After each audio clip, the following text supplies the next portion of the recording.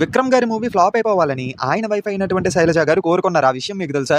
Matter అర్థం కాలేదు కదా? ఇన్ డీటెయిల్డ్ గా వింటే క్లియర్ గా అర్థమైపోద్ది. ఈలోపు ఏంటంటే ఒక 10 లైక్స్ టార్గెట్ ఇస్తాను, పూర్తి చేసేయండి. విషయం ఏంటంటే 1990లో కెరియర్ స్టార్ట్ చేసిన విక్రమ్ గారికి 1999 వచ్చినంత వరకు బ్రేక్ రాలేదు. అంటే యాక్టర్ గా ఎటువంటి గుర్తింపు రాలేదు, పైగా ఫ్లాప్లే ఉన్నాయి. అయితే ఒక సినిమా తర్వాత ఒక సినిమా ఫ్లాప్ అవుతూనే ఉంది కానీ ఆయనకి బ్రేక్ రాకపోవడంతో ఆయన వైఫ్ అయినటువంటి శైలజ గారు చాలా ఇంకా సినిమాలు ఆపేయి అని అంటూ ఉంటే ఆయన మాత్రం ఈ ఒక్క సినిమాతో ఎలాగైనా యాక్టర్ గా గుర్తింపు తెచ్చుకుంటా అని చెప్పి కంటిన్యూ అవుతూనే ఉన్నారు. అట్ లాస్ట్ 1999లో సేతు మూవీతోని యాక్టర్ గా ఎటువంటి గుర్తింపు రాకపోతే ఇంకా సినిమాలు ఆపేసి ఆయన ఫ్రెండ్ చూపించినటువంటి జాబ్ లోని జాయిన్ అయ్యి ఫ్యామిలీ మ్యాన్ గా కంటిన్యూ అయిపోదాం అనుకున్నారు విక్రమ్ గారు. ఇదే టైంలోని శైలజ గారు కూడా ఆ సినిమా ఫ్లాప్ అయిపోవాలని కోరుకున్నారు. ఎందుకంటే ఆయన హస్బెండ్ సినిమాల కోసం అంత కష్టపడ్డం ఆవిడ చూడలేకపోతున్నారు.